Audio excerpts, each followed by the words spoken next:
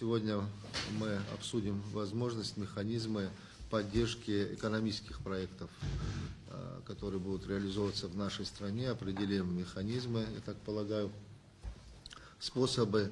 Естественно, здесь представители институтов развития с Российской Федерации. Наши коллеги, я знаю, проработали достаточно предметно с ними вчера.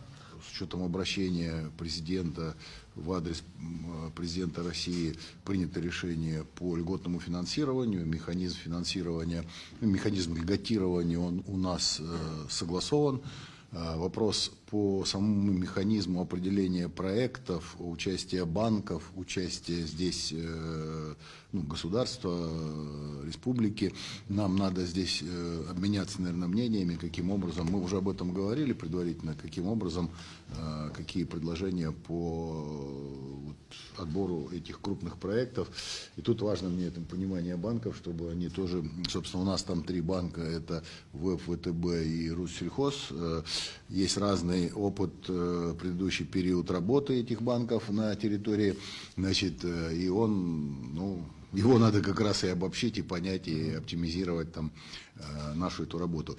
И второй вопрос, который немаловажный, может быть, там более важный, это все-таки работа с МСП, тот механизм с малым и средним предпринимательством, потому что, объективности ради, те механизмы, которые есть на сегодняшний день, на наш взгляд, они недостаточные, мы тут не вовлекаем банковскую структуру фактически в это.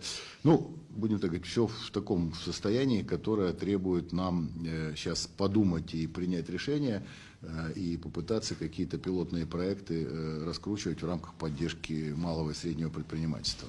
Да, плюс еще в рамках МСП мы хотели обсудить тоже по механизмам, может быть, аналогичным механизмам, критериям отбора, это по глэмпингам. Я говорил о том, что дополнительно там выделяем деньги в размере 150 миллионов на следующий год на именно задачу адресную по глэмпингам. Что такое глэмпинг, определиться, где он должен быть, какие критерии, вот эти, наверное, нам надо договориться, и на каких принципах мы будем их финансировать, софинансировать.